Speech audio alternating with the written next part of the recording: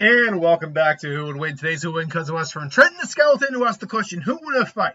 Homelander or Samurai Jack? This is an interesting one. This is not, like, you would think it'd go one way or the other, but this is kind of a very unique scenario. Not unique scenario, but it's not as cut and dry as I think it kind of first appears. We know both their stories. Before the final blow was struck in, Aku opened a portal and sent him into the future where his evil was law. Now he traveled back to the past. Gotta find a way to travel back to the past, Samurai Jack. Homelander's obviously the man-made created version of Superman for their world. A complete sociopath. And still, like, among the strongest characters in his universe, he wasn't the strongest. Black Noir technically was stronger than him, but at least in the comics. Okay. Homelander is a Superman clone. He has all Superman's base abilities, including doing like a sonic yell, heat vision, capable of flight, super speed, strength, durability. In the comics, they had to basically strap a hydrogen bomb to his ass in order to theoretically kill him, because no weapon they had tried on him, bullets, cannons, bombs, whatever, had worked. He's not much of a hand-to-hand fight. He's more just a brawler because he's the strongest guy around, so no one really challenges him. He's also completely unhinged and a complete psychopath, basically. I said sociopath, more sociopath than psychopath. Point being, he will murder your ass and murder it quick just for a transgression against him. He can easily just punch through a man's stomach, no problem. He can snap your head in two. He can slice you in half with his laser vision. He is, by all accounts, a bad motherfucker in a normal context. Jack is human. Let's get that out of the way right now. Jack is human. But when we look at the feats in Samurai Jack, he's like ridiculously tough. Strong, fast, agile, all that. He is, first and foremost, he's the better hand-to-hand fighter in general between him and Homelander. I don't think anyone's going to contest that. No one's going to contest that whatsoever. He also wields a very dangerous weapon. His sword does not work against good, like innocent good. It's designed strictly to kill evil, which Homelander kind of is. So his sword should be able to cut Homelander. And we know the sword is durable enough and strong enough and sharp enough to cut through adamantium with enough force. That's even said. Those androids in that one episode, the little basket androids, were said to be made of adamantium. Now, does that mean Samurai Jack actually takes place in an alternate Marvel universe? Probably not. But they did use adamantium, so there you go. So he's a master ninja, samurai, marksman. You name it, he's a master of it pretty much. But none of that really matters much if he won't be able to stand up to Homelander. If he's physically not capable of standing up to Homelander, dodging, taking a hit, whatever, then he's pretty screwed. So the question is, how does he stack up physically to Homelander? And this is the big question. So let's look at physical strength first. On the physical front, I do think that one goes to Homelander. Jack, while much more physically powerful than the average person, Homelander is not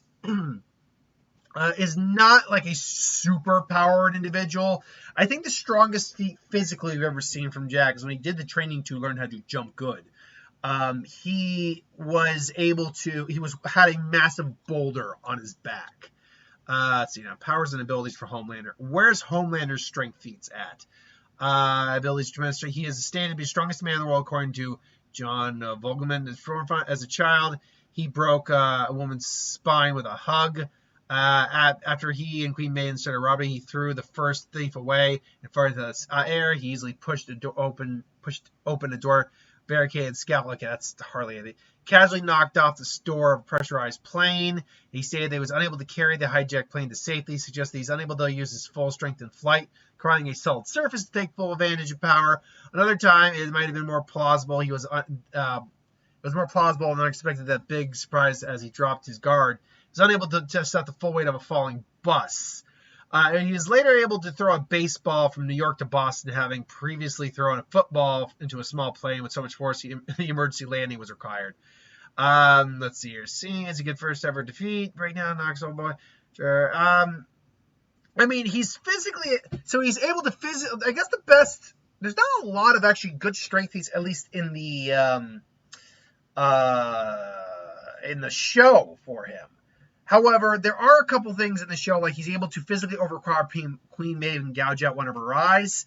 Queen Maeve was able to stop a vehicle, kind of like a la the Thing stopping with a fist, but it did break her arm.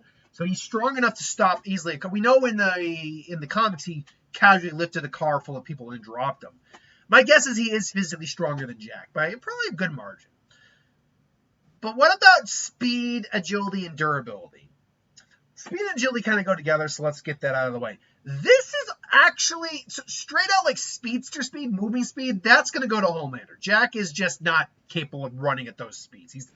He can maybe move in a blink of an eye, but that doesn't matter because we're not in combat. Those speeds really don't matter much unless you're coming in for a charge and the opponent can't react.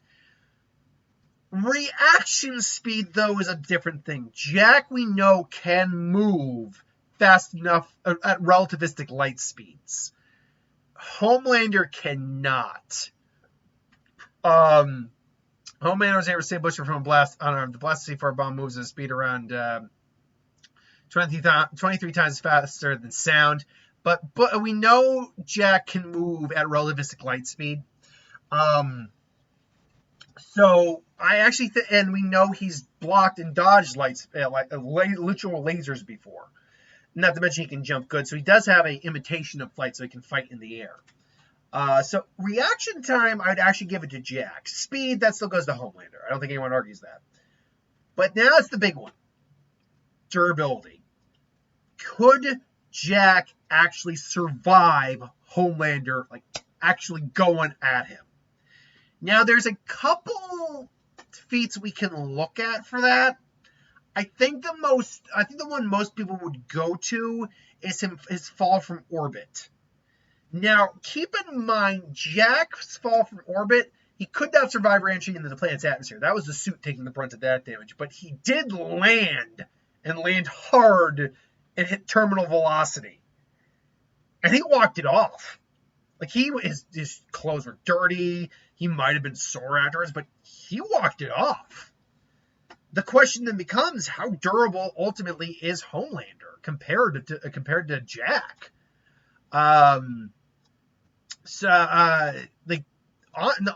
Straight out, like, we know that there's just nothing that can really hurt him. The only one who was ever able really to hurt him was Billy Butcher when he took the temporary Compound V, and Soldier Boy, who was nearly as strong as Homelander. Maybe even described him as invincible, being something he believed himself as well, as he dared Victoria Newman to attempt to blow him up. However, it has been shown that his immense durability does have limits. After a brutal fight with Soldier Boy, Huey, and Homelander, he was shown to have a large bruise on his face. While Homelander was able to take numerous punches and kicks from Maeve, they still caused some degree of harm and even gave him a nosebleed, something she followed up by jamming a metal rod into his ear. Ow. Point being, and apparently he has adapted to being in a vacuum. Homelander is told he viewed New York as better from space, implying has flown far beyond the Earth's atmosphere without need for any oxygen to survive. He also confirms they likely survived the freezing cold of space and cosmic radiation. The point being is that Jack, it's not about if Jack is more durable than Homelander. It's simply a matter of asking the question, is Jack durable enough to beat Homelander? And I think that fall from orbit feat says, yeah. If Homelander was allowed to just completely wail on Jack without Jack having any way to hurt Homelander would ultimately win the fight. He would.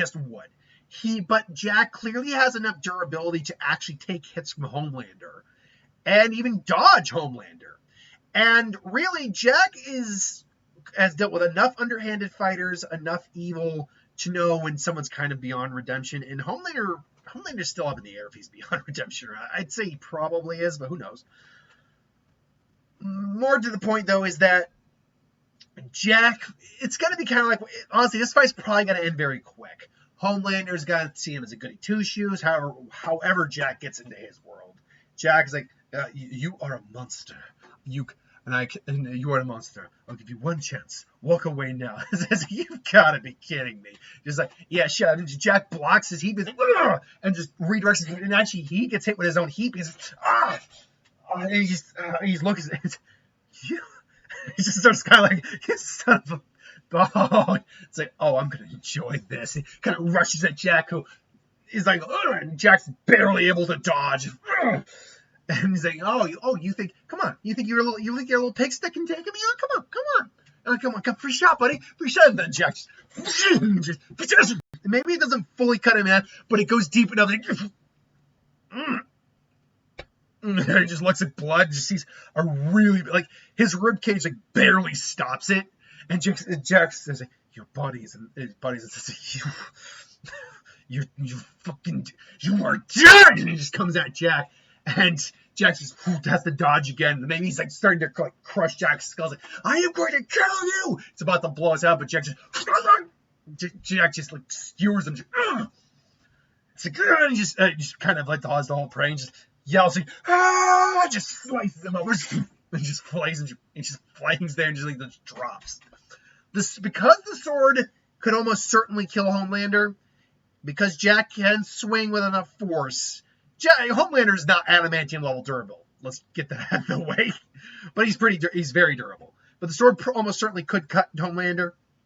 And Jack is durable enough to take at least a certain amount of punishment from Homelander. I think Jack would win this.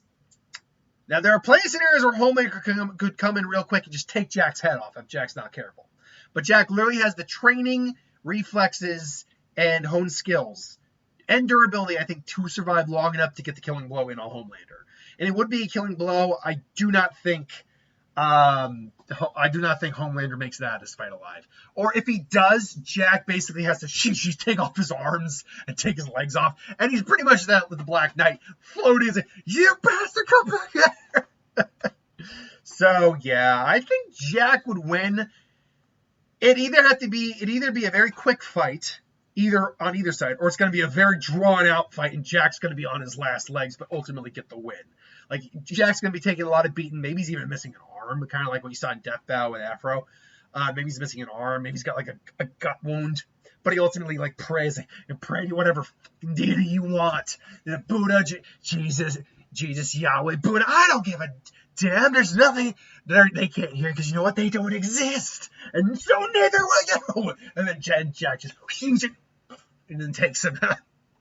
Oh man, watching any fight involving Homelander where Homelander would get his teeth kicked in would be awesome. It's awesome to think about, because you know Homelander's gonna flip his shit. Like, how is it happening? So yeah, that's my thoughts on that fight. What would you think? Who do you think would win? Homelander, Jack? My money's on Jack. But thanks for watching. Hope you enjoyed. Like, comment, share, subscribe, and I'll see you folks next time.